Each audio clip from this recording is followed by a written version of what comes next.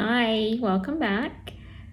Today we are doing our third installment of our SMA Awareness Month series, and today we're going to talk about all of the different treatment options that are now available. We are living in a very exciting time because as of 4 years ago, before 4 years ago, there were absolutely no treatment options available at all, none. And now, as of today, we now have 3. So we now have 3 options for treatments. The very first one that ever came out back in 2016 is called Spinraza. Spinraza works by helping the SMN2 gene make more SMN protein. So it binds and helps the cell read the gene better so that it can make more protein. It's still not 100%, right? You're not going to get as much protein as you would from a functional SMN1 gene, but it does increase it greatly. Now, this drug is administered directly into your spinal cord.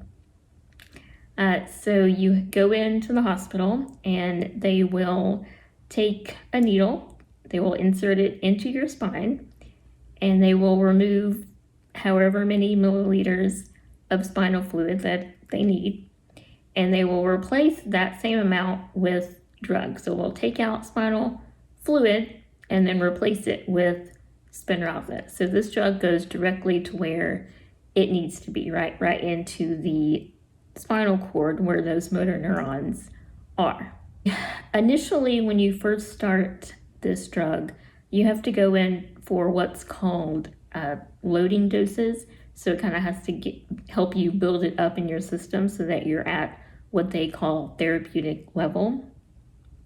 And so for about 2 months, every couple of weeks, you have to go into the hospital and get an injection. And then once you've reached therapeutic level, you then only have to go in for a maintenance dose every 4 months. So this and none of them are technically a cure. And so for this one, for sure, once you stop treatment, you stop getting the benefits of it. And so this is, you go in every 4 months for the rest of your life, or until you choose to no longer receive treatment. This Spinraza is approved for all types of SMA and for all ages, so from infants into adulthood. The second treatment that came out last year in 2019. And this one is actually a gene therapy treatment. So this is called Zulginsma. Zuljinsma is only approved for children, so age 2 and under. So it's not available for adults. Like I couldn't get Zulginsma. And it works, again, it is a gene therapy. And so it's actually delivering a functional SMN1 gene copy into your cells. So this one you go in for an infusion. So it's just, you hook up to an IV and you sit there. I think it takes about an hour to infuse. It is a one-time treatment, so potentially curable because you're supposed to only have to go in one time ever, but I don't know. Now, it's not a gene editing therapy, so the gene doesn't insert into your genome. It's just you have free-floating copies of that gene around for your body to use and make your SMN protein. And then lastly, there is the third therapy that is brand new. It just got FDA approval last week, or a week ago, on August 7th. So today, as I'm filming this, is August 18th. So just over a week ago, it got approved.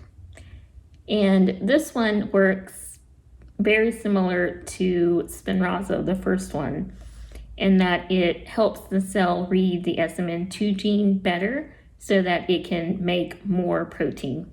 Again, it's not as effective as an SMN1, but it does increase the SMN protein by far. The difference with this one, however, which is very, very exciting, is that you don't have to have a needle in the spine.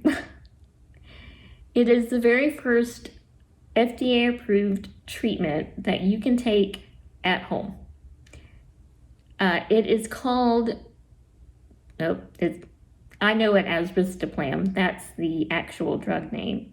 But they're marketing it as Everestie. I'm not sure how to say it. But in any case, it is a liquid that you take by mouth. So it's an oral liquid you take every day at home, not in a hospital and not with needles in your spine. This one is also approved for all types of SMA and all ages. Okay, so it's available to everyone, or for everyone. So I love, love, love that we have all of these options, of course, but let's talk about their prices. Spinraza. Each one of your doses, so every time you go in to get an injection, it costs $125,000 per dose. So that means on an average year, so after your initial loading doses, on an average year when you're only going in every 4 months, it costs $375,000 a year for this drug. Zulginsma, the one-time gene therapy, is $2.1 million.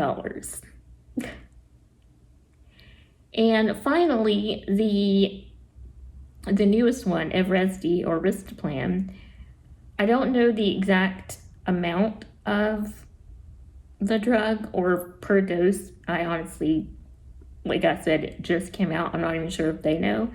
But I did read an article that said it would not be more than $340,000 a year. So less than Spinraza, but still an obscene amount. I know I kind of went over these quickly. I wasn't sure how much detail you guys actually wanted, so I kept it as non-detailed as possible. So if you do have any questions at all, by all means ask. I will answer them if I can, as always.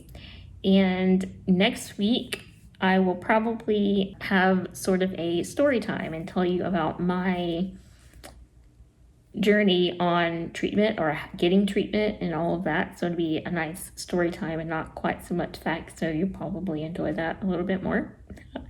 But in any case, we will see you again next week. Bye.